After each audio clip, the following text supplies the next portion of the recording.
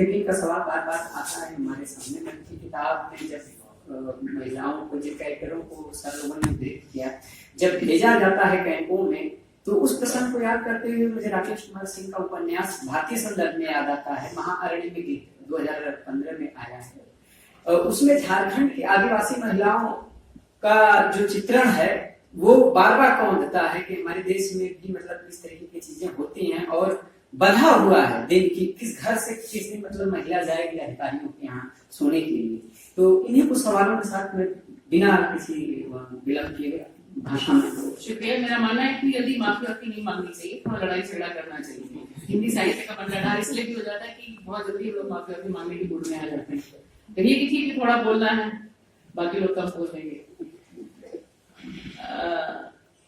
दो तीन चीजें, कई चीजें आ चुकी हैं। मुझे लगता है कि एक बार गरिमा जी से मेरी बातचीत इस किताब को लेकर हो गई है। उन चीजों को मैं यहाँ दोबारा नहीं रखना चाहती हूँ। हालांकि पल्लव ने कहा कि वो इतना भारी हो गया था उनके ऊपर और कि उनको लग रहा था कि हम लोग डूबे जा रहे हैं। हालांकि मुझे लग रहा था कि हम लोग दूसरा डिस्कशन जहां से मैं अंत करूंगी अपनी बात, कि सच को कैसे बोला जा सकता है या सच को कैसे दिखाया जा सकता है, सच के बारे में बात क्यों होनी चाहिए, आज की तारीख में इतनी चर्चा क्यों होनी चाहिए। जो चर्चा हो रही है वो अलग अलग ढंग से हो रही है, अलग अलग जगहों पे हो रही है। मुझे लगता है सबसे पहली चीज जो अलग अलग जगहों पर तमाम वक्ताओं ने रखी है, उसे एक चीज साफ है कि इस तरह की जो रचनाएं हैं, इस तरह के जो वृत्तांत है, डायरिया हैं, इन तमाम चीजों के बारे में जो गुरुजन है जो पढ़ा रहे हैं वो अलग अलग व्याख्या भी करेंगे। लेकिन मेरा मानना है कि जो सच से आपका साक्षात्कार है, जो इनकाउंटर है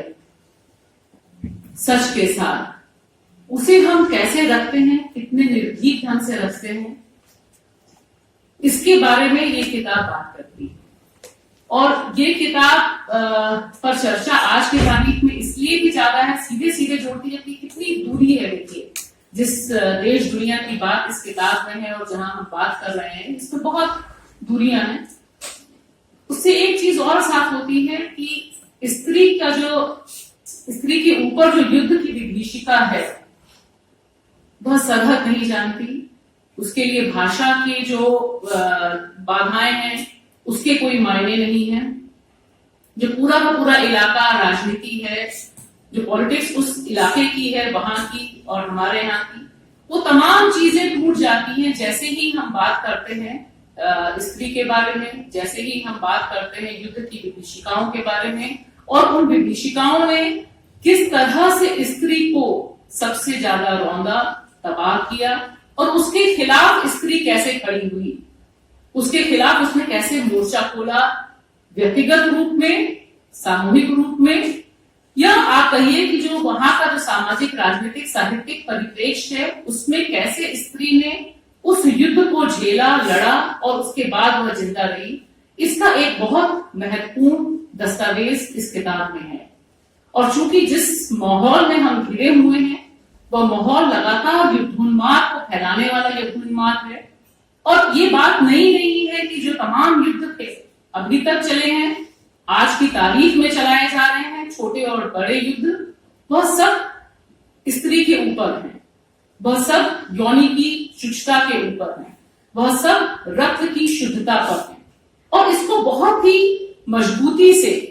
गरिमा इस किताब में रखती है। और मुझे लगता है इसलिए यह किताब एक लंबा सफर जरूर तय करेगी और तय कर रही है। इसलिए मुझे बहुत खुशी है कि हिंदी में इस पर इतनी चर्चा है,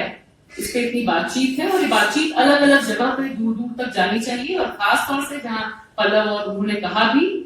कि जिस तरह से राष्ट्रवाद का खौफ है इस समय, जो एक उद्दंडता के साथ, ऐसा नहीं कि भारत और पूरा एशिया या पूरी दुनिया में नहीं है, हर जगह है, लेकिन उसका हम स्त्री डिस्कोर्स, स्त्री विमर्श कैसे करते हैं, उसको हम कैसे पढ़ते हैं, इसका एक रास्ता यह किताब खोलती है। और उस नजर से इस किताब को देखा, समझा, सुना जरूर जाना चाहिए। मिथक की कई तोड़ती है, कुछ मिथकों के बारे में पल्लव ने बात की, उन चीजों को छोड़ते हुए मुझे लगता है ये तकरीबन तय है कि बलात्कार को एक औजार के तौर पे दुनिया भर में अलग अलग सभ्यताओं में, अलग अलग देशों में इस्तेमाल किया गया भारत में भी किया जाता है, पूरे दुनिया में किया जा रहा है। ये किस तरह से फैला हुआ है। जब युद्ध अपने चरम पर शुद्धता के लिए खेला जाए तब उसकी प्रतिक्रिया क्या होती है, और बाकी देशों में जहां छोटे छोटे युद्ध एक जाति के खिलाफ, एक धर्म के खिलाफ उन्माद की भाषा फैलाई जाती है, उन्माद फैलाया जाता है, तब उसकी प्रतिक्रिया कैसी होती है। ये एक लिंक, यह एक रिश्ता इस किताब में जरूर खोजा जाना चाहिए, और खासतौर से जो हमारी हिंदी भाषा भाषी पट्टी है वहां खोजा जाना चाहिए, क्योंकि वहां इस समय यह उन्माद सबसे ज्यादा नृशंस और बर्बर रूप में मौजूद है। औरतों के ऊपर जिस तरह की शिष्टता को लागू किया जा रहा है, जिस तरह से एक नया विधान हिंदू राष्ट्र का विकसित किया जा रहा है, वो सारी चीजें लिंक करनी बहुत जरूरी है, और मुझे लगता है कि उसके बारे में बात करनी चाहिए। इस किताब को पढ़ते हुए अलग अलग चीजें आई। जब मेरी गरिमा जी से बात हुई, पहले राउंड में तो बहुत कम समय में मैंने इस किताब को पढ़ा था, बहुत देर से मिली थी। उसके बाद जब दोबारा पढ़ा तो लगातार कई पन्नों में पलटते हुए मुझे गोरख पांडे की एक कविता, जिसके सबसे ज्यादा मेरे ख्याल से पोस्टर बने थे और अभी भी पोस्टर बनते हैं, ये आंखें हैं तुम्हारी यह तकलीफ का उमड़ता हुआ सागर, इस दुनिया को जितनी जल्दी हो बदल देना चाहिए। ये जो 2-4 पंक्तियां हैं, ये गरिमा जी के जो किरदार हैं, जो वहां पर बैठे हुए हैं और उनका जो वृतांत वह देती हैं, उनके वृतांत के अंत में जो उनकी पीड़ा है और गोरख की ये जो कविता है, इसके बीच में सीधा सीधा मुझे रिश्ता, कहीं मुझे न भाषा की दूरी नजर आई, ना कहीं मुझे इलाके की दूरी आई, सीधे सीधे वो एक जो दुख है। और इसमें जो तमाम किरदार, एक ही किरदार नहीं, तमाम किरदार अलग अलग नामों के साथ जो है, वो आप देखिए कि जो औरत का दुख है वो किस तरह से तमाम भाषा जो गरिमा से बात जो लोग कर रहे थे वो गरिमा जी को जानते नहीं थे। 1 या 2 किरदार हैं जो ले जा रहे हैं, जिनसे वो वाकिफियत है, लेकिन थोड़ी देर के बाद जिस तरह से दुख मिलता है, जिस तरह से स्वेटर की तरह औरत अपने को उधेड़ना शुरू करती है, और वो पूरा का पूरा गोला जो है गरिमा जी अपनी किताब में उसको रिकॉर्डिंग में लपेटती जाती है। वो महिला वहां से बोलती रहती है और यहाँ से वो उसको रिकॉर्ड करती रहती है, बात करती रहती है। तो ये जो एक प्रक्रिया है, ये अपने आप में बहुत अनूठी प्रक्रिया, और मुझे लगता है कि जो स्त्री विमर्श पे तमाम किताबें लिखी जा रही हैं, उससे ये इस किताब को इसलिए भी अलग करती है कि इसमें ये जो एक पूरा का पूरा सच के साथ शोधन है, वो बहुत निर्भीक ढंग से किया गया है। हालांकि उन्होंने बताया था कि कई ऐसे और अनुभव हैं, कई ऐसे और वाक्य हैं जो भयानक रूप से बर्बर हैं, जिसको इन्होंने नहीं लिखा। और आगे भी मेरी इनसे हमेशा बहस रहेगी। जो भाषा, जो शब्द इस्तेमाल किए, घर्षण को लेकर मेरी इनसे चर्चा रही, बाकी और शब्दों को लेकर, संसर्ग को लेकर चर्चा रही, क्योंकि मेरा अपना ये मानना था कि जो सच इन्होंने इस किताब में लिखा है वो एक सुलगता हुआ, जलता हुआ सच है। वो एक ऐसा सच है जिसमें हम अगर उसी तरह के शब्द नहीं लिखें, उसको वैसे ही रिफ्लेक्ट नहीं करें, तो क्या जो पाठक है, और खासतौर से हिंदी भाषा भाषी का जो पाठक है, वो उसी तरह की हिंसा को रिफ्लेक्ट कर पाएगा या इमेज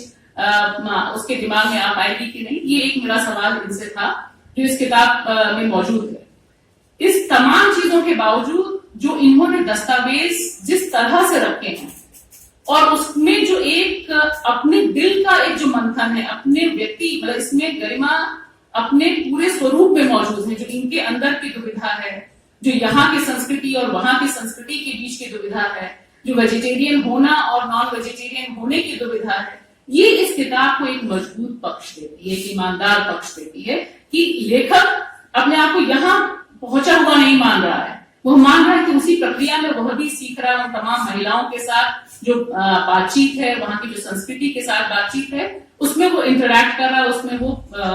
उसमें उसकी आवाजाही हो रही है। तो ये एक इस किताब की जो मजबूती है, और वो इसको बहुत सरस भी बनाई रहती है। इतने बर्बर युद्ध के जो ब्यौरे हैं, इसके बावजूद आप देखिए कि किताब लगातार आपके साथ चलती रहती है, किताब आपके साथ आगे बढ़ती रहती है। तो उसकी वजह यह है कि ये जो बीच बीच की जो गैप्स हैं, चाहे वो कविता के रूप में आ रहे हो, चाहे रविन्द्रनाथ, और मुझे लगता है रविन्द्रनाथ टैगोर जहां बहुत भारी हो जाता है गरिमा जी के लिए बतौर लेखिका, बतौर महिला, उस दर्द को एब्जॉर्ब करना, उस दर्द को सोखना, तो वो भाग के फिर उस कविता के पास जाती हैं और कविता में थोड़ी देर के लिए रहती हैं, और फिर वापस लौटती है वहां पर। और जो पत्र इन्होंने भारत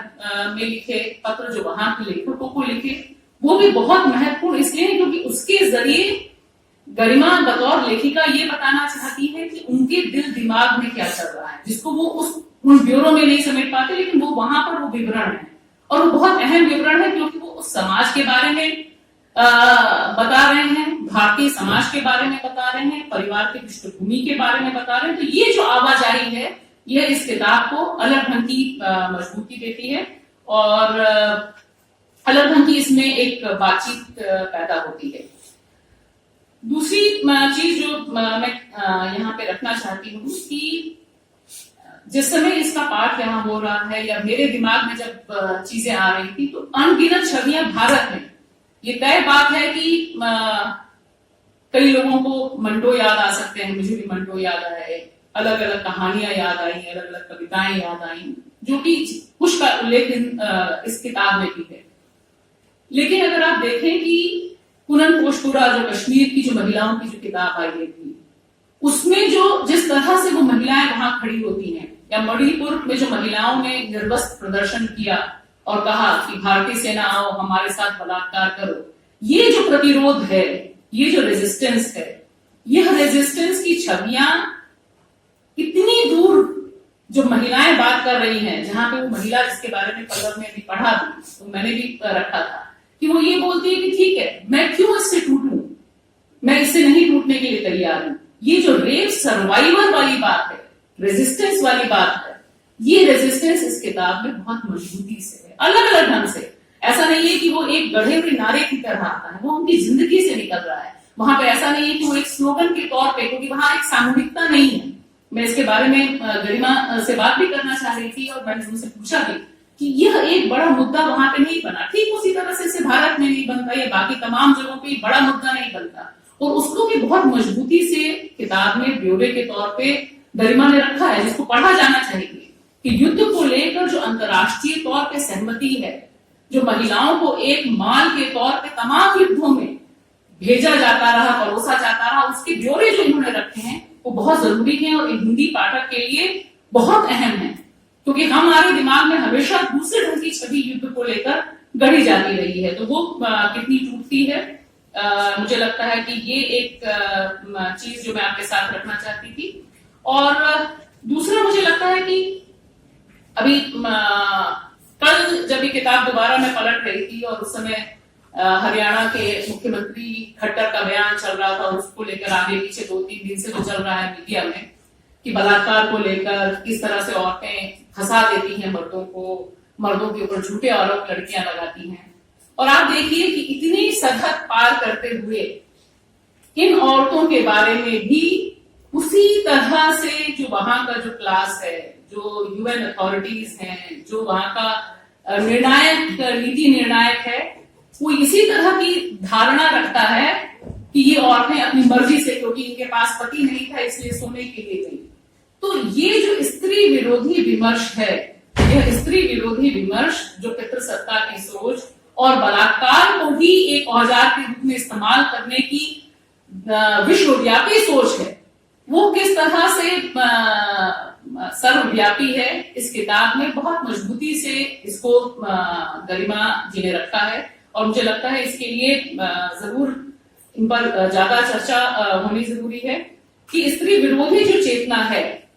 वह किस तरह से हर जगह, और खास तौर से जहां मैंने कहा कि शुरू में जो मिथक टूटता है, इसमें मिथक इस बात का भी टूटता है जहां इन्होंने लाई है कि जो नारीवादी विमर्श है, जो अमेरिका का विमर्श, अमेरिका का नारीवादी विमर्श है, जो बाकी जगहों का विमर्श है, उसमें किस तरह से एंगल चेंज हो जाता है। भारत में देखिए, जब आदिवासी महिला के साथ बलात्कार होता है, जब मुस्लिम महिला के साथ बलात्कार होता है, जब दलित महिला के साथ बलात्कार होता है, तो हमारा सारा का सारा एंगल बिल्कुल चेंज हो जाता है। जब एक मध्यम वर्गीय दिल्ली की एक बच्ची के साथ बलात्कार होता है तो हमारा एंगल चेंज हो जाता है, हमारे अंदर की जो रिफ्लेक्सेस है वो चेंज हो जाता है। ये पूरी दुनिया में किस तरह से छाया हुआ है इसके बारे में एक, क्योंकि ये एक अहम दस्तावेज के तौर पर मैं इसे देखती हूँ, एक वृतांत है, बाकी तमाम चीजों पर बात इसमें हो सकती है। एक चीज मैं जो लाना चाहती हूँ लास्ट में, जिसपे बाकी तो समय भी कम है, इसी से मैं अपनी बात खत्म करूंगी। और मुझे लगता है कि ये सबसे अहम जो इन्होंने चीजें अंत में लिखी, जो 191 पेज पर इन्होंने लिखा है, बोस्निया युद्ध हिंसा की शिकार अधिकांश स्त्रियों को न्याय नहीं मिला। कुछ मर खप गईं, कुछ दूसरी जगहों पर बस गईं। युद्ध में शक्ति प्रदर्शन लिंग विशेष के प्रति संचित घृणा बलात्कार जैसे कृत्यों में परिणत होता है। बलात्कार और यौन हिंसा